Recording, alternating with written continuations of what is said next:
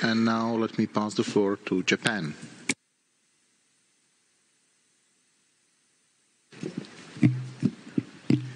Thank you, Mr. President. I would like to exercise the right to reply in response to the remarks by the Chinese representative regarding the discharge of the ALPS treated water. The concentration of radioactive materials in the water to be discharged is far below the regulatory standards after diluting ALPS treated water that has already been purified sufficiently. The phrase contaminated water, therefore, is not based on scientific evidence. The government of Japan will never approve the discharge of the water in a manner that endangers human health and the marine environment. Since February 2022, IAEA officials and international experts, including Chinese experts, have visited Japan and conducted reviews on the ALPS treated water. During the review mission in November 2022, the IAEA stated that the findings have been reflected in Japan's revisions to the plan.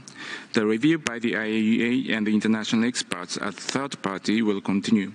Japan will take measures as appropriate, taking into account the observations of the review prior to discharge.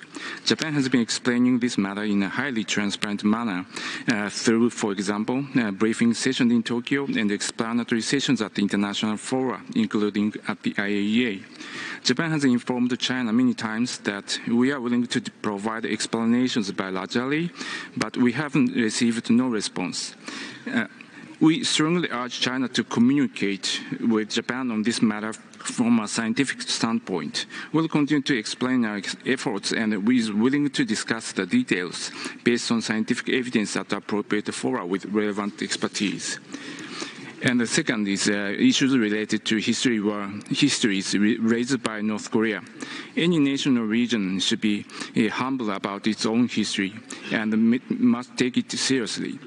Japan firmly upholds this principle. Japan respects democracy and human rights and has contributed to peace and prosperity in the Asia-Pacific region and beyond over the past 75 years. The claims and the figures that North Korea mentioned regarding Japan are groundless and based on factual errors. Referring to comfort women as sex slaves doesn't reflect the fact, and therefore this expression shouldn't be used.